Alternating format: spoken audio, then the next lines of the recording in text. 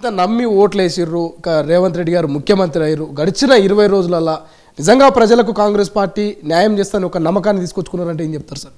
ఇప్పుడు మేము 6 గ్యారంటీల ఇది చేసినాం. 6 గ్యారంటీలలో బస్సు 2 గ్యారంటీలు ఇది చేసినాం. తర్వాత మొన్నటి నుంచి 6 రోజులు ఏది ప్రజాపాలన పెట్టినామో అక్కడ మంచి స్పందన ఉంది. ఇవాళ ఇంతకుముందు ముఖ్యమంత్రిని గెలవాలన్నా లేకుంటే ఏ ఒక్క అధికారిని పోయి మనం మొరబెట్టించుకున్నా ఈ 10 సంవత్సరాల్లో ఒక తెల్ల రేషన్ కార్డు ఇచ్చిర్రా? ఎవరికైనా కార్డులు దొరికినాయా? ఎవరైనా వాళ్ళ గొడవను చెప్పుకోవాలంటే ఎవరికైనా చెప్పే పరిస్థితిగా? వాళ్ళ ఎమ్మెల్యేలకు తీరిక లేదు. ముఖ్యమంత్రి కలవడాయ్, మంత్రులేమో సెక్రటరియట్ రానియరాయ్, ఏ మంత్రి ఎక్కడ ఉంటాడో ఎవరికి తెలియదాయ్. ఈ విధంగా ఇది చేసే వరకు ఇవాళ మేము అటువంటి ప్రోగ్రాం తీసుకుంటే పోటాపోటీ కబడ్డీ అప్లికేషన్లు దొరుకుతలేవు. ఇవాళ ముఖ్యమంత్రి రివ్యూలో చెప్పిండు, ఇప్పుడే నేను టీవీలో చూస్తున్నా, ఎక్కడ గిట్ట అప్లికేషన్ తక్కువ కావద్దు, వారిపై చర్యలు తీసుకోండి, వారి సమస్యలను వినండి, వారి సమస్యలను పరిష్కరిద్దాం. ఇది ప్రజల ప్రభుత్వం, దొరల ప్రభుత్వం కాదు. 20 రోజుల్లో ఎంతో వ్యత్యాసం కనిపిస్తుంది కదా. ఆ వ్యత్యాసం ఇక్కడ చూస్తున్నారు కదా. ఇవాళ నేను మొన్న జూబ్లీహిల్స్ అసెంబ్లీ కాన్స్టిట్యున్సీలో తిరిగిన. అక్కడ పోయి కొంతమంది టీఆర్ఎస్ కార్యకర్తలు మా ఎమ్మెల్యే ఇప్పించిండు, ఎమ్మెల్యే ఇస్తుండు అని మొదలుపెట్టారు. నేను ఎక్కడైతే ఆ సెంటర్లలో పోయిందో ఇది ఎమ్మెల్యే కాదు, ఎంపీ కాదు, కార్పొరేటర్లు కాదు, ఇది ముఖ్యమంత్రి రాష్ట్ర ప్రభుత్వం చేసిన కార్యక్రమం. ఇది ముఖ్యమంత్రి రేవంత్ రెడ్డి గారు ఇది చేసిర్రు. ఆ ముఖ్యమంత్రితోటి వాళ్ళ టీం ఏదైతే ఉందో అధికారులు కానివ్వండి, తర్వాత మంత్రులు కానివ్వండి, అందరు కలిసి చేసిన ప్రజాప్రభుత్వం కార్యక్రమం. కానీ మా టీఆర్ఎస్ ఎమ్మెల్యే చేస్తుండు, మా ఇది చేస్తుండు అనేది కాదు. ఎప్పుడు రివ్యూ జరపలే కదా ఈ 10 సంవత్సరాలలో. ఇలా కేటీఆర్ ఏమో పార్లమెంట్ ఎన్నికల గురించి రివ్యూ జరుగుతుంది. ఎవరికైనా కలిసేటోడా కేసీఆర్, కేటీఆర్? ఇలా రివ్యూ ఎట్లా జరుపుకుంటున్నారు మీరు? ఇవాళ నేను మీకు నా ఫోన్లో చూపెడతాను. తెలంగాణ బ్రాడ్కాస్టింగ్ మీద నేను పిల్లేసిన. ఇలా హైకోర్టుకు వచ్చింది. 2014 నుంచి 15కు 11 కోట్ల రూపాయల యాడ్ ఇచ్చిర్రు టీ న్యూస్కి. అక్కడ తెలంగాణ భవన్లో ఏముంది? అది భవన్ ఓన్లీ పార్టీ ఆఫీసే నడవాలి. అది 1 ఎకరా ఉంది, అది 1.5 ఎకరా అయిపోయింది. అది కబ్జా పెట్టిరంటారా ఇప్పుడు గత పాలకులు? దాన్ని 100 సార్లు కేటీఆర్, కేసీఆర్, హరీష్ రావు కబ్జా చేసిర్రు. అది ఆధారాలతో మాట్లాడుతున్నారు. రాముల నాయకు 966 జీవో ప్రకారం ఆ జీవో 100 రూపాయల గజం ఇచ్చిర్రు. ఆ జీవో సారాంశం ఏంటంటే నీకు పార్టీ ఆఫీస్ని అలాట్ చేసినప్పుడు ఎటువంటి లావాదేవీలు కానీ ఎటువంటి కమర్షియల్ యాక్టివిటీ జరగవద్దు. అటువంటి జరిగితే అది క్యాన్సిల్ చేయడానికి ప్రభుత్వానికి వెసులుబాటు ఉంది.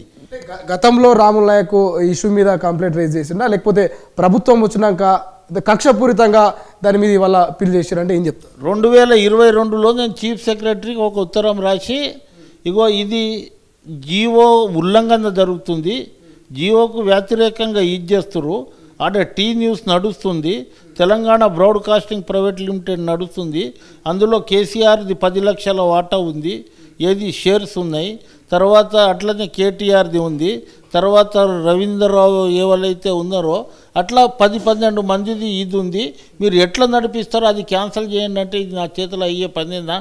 నేను క్యాన్సిల్ చేయగలుగుతున్నా? నా ఉద్యోగం పోతుందనే పరిస్థితిలో మాట్లాడిన వాళ్ళు.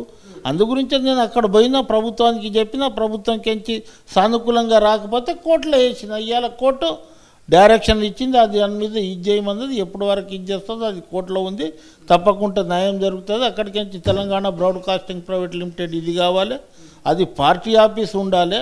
ఆ పార్టీ ఆఫీస్ నడుస్తలేదు అక్కడ. అందుగురించే నేనేమంటున్నా అంటే అమరవీరుల త్యాగాలు ఏవైతే జరిగిందో 1600 మంది చనిపోయి ఎవరైతే ఉన్నారో వారి మ్యూజియాన్ని ఏర్పాటు చేద్దాం. ఎవడు ఏ రోజు చచ్చిపోయిండు, ఎందుకు చచ్చిపోయిండు, ఎందుకు ఆయన ప్రాణ బలిదానం ఇచ్చిండు, ఎందుకు ఇది అయింది, ఆ రోజు నీళ్లు నిధులు నియామకాల గురించి మాట్లాడిన వాళ్ళు 10 సంవత్సరాలు ఎందుకు మాట్లాడలే?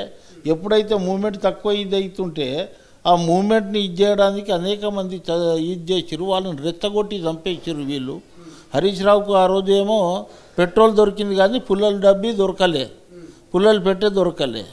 ఇప్పుడు అమర్ల స్మారక స్తూపం అనేది కట్టిరు, మనం నగరం నడిబొడ్డున సెక్రటరియట్ ముందులో కట్టిరు.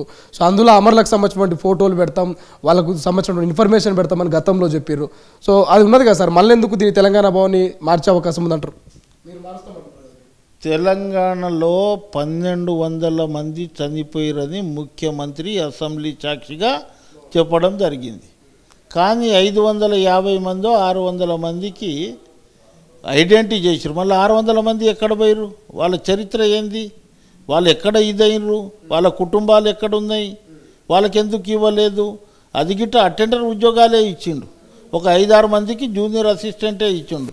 ఎవరైతే ఎలిజిబుల్ ఉన్నారో, ఎవరైతే డిగ్రీ చేసిరో, ఎవరైతే పిహెచ్డి చేసి చనిపోయారో, ఆ కుటుంబంలో పిహెచ్డి చేసి ఉన్నోళ్లకు అటెండర్ ఉద్యోగం ఇస్తారంటే వాళ్ళకు అవమానపరుస్తుందా? నేను 10 లక్షలు ఇచ్చినా 10 లక్షలు ఇచ్చినా 10 లక్షలు కాదు, నీ చర్మము ఒలిచి వాళ్ళ కుటుంబాలకు చెప్పులు పెట్టించినా నీకు తక్కువనే. తెలంగాణ ఉద్యమంలో నీ ఆర్థిక పరిస్థితి ఏంది? కేటీఆర్ ఆర్థిక పరిస్థితి ఏంది? ఇలా మీ ఆర్థిక పరిస్థితి ఏంది? మీ కుటుంబ ఆర్థిక పరిస్థితి ఏంది? నీ అల్లుని ఆర్థిక పరిస్థితి ఏంది? దోచుకో, దంచుకో, జేబు నింపుకో అనే విధంగా ఇవాళ చేస్తారు. తప్పకుండా వాళ్ళు ఎంబడి ప్రజలు పడతారు, ముఖ్యమంత్రి ఇది చేస్తాడు, అనేక ఇది ఉన్నాయి. మేము కక్ష సాధింపు చర్యగా పోతలేము. మేము కక్ష సాధింపు చర్య కాదు, ప్రజల కోర్టులో నిలబెడతాం. ప్రజా తీర్పుది వాళ్ళు శిరస వహించాలి. జరిగిన అవినీతిలకు వాళ్ళు కరెక్ట్గా మేము అవినీతి చేసినామని ప్రజలలో ఒప్పుకుంటే క్షమిస్తారు తెలంగాణ ప్రజలు.